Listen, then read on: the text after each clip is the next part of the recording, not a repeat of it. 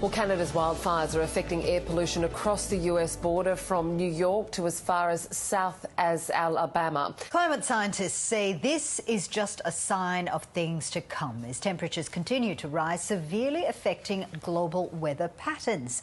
Well, it's a warning that climate data scientist Mohammad Reza Alizadeh has been issuing for some time. As Scott was just saying there, this bushfires have come early for Canada. You've been warning for quite some time now that this really is a clear sign of climate change. Many would say that this is just part of nature regenerating itself, that fires like this are seasonal. So what's different about this one? So the current wildfire in Canada actually, I believe, serves as a sharp reminder of the ongoing global wildfire disaster, which is driven by climate change. Like the spread of fire across the country is really uncommon from coast to coast. And Canada is currently experiencing one of the worst even wildfire season. And I believe there are also some similarities between the current wildfire in Canada with the Black Summer, the wildfires from 2019 in Australia. Those events highlight the increasing danger of severe wildfires in a changing climate. And the climate change, the background global warming actually is intensifying the frequency of such wildfires by creating drier conditions and increasing the fire season lengths and worsening weather patterns, which we know as fire weather, actually.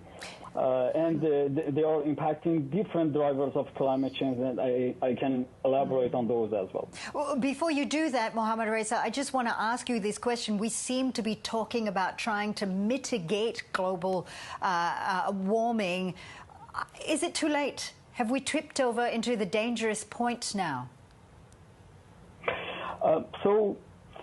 I mean, we are really close to the tipping point. So we need to action now in terms of like mitigation. As I said, like all of those wildfires, they are a clear sign that we need to take a serious action to do serious efforts for the mitigations. And I think the best adaptation also is mitigation now.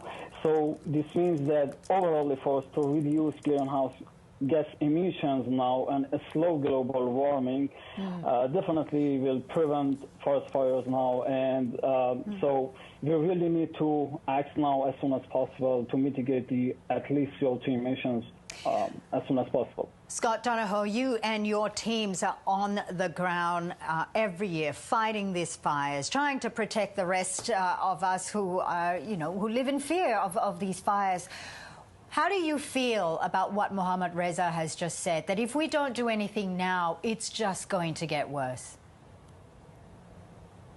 Yeah, look, from an emergency response perspective, it is very concerning.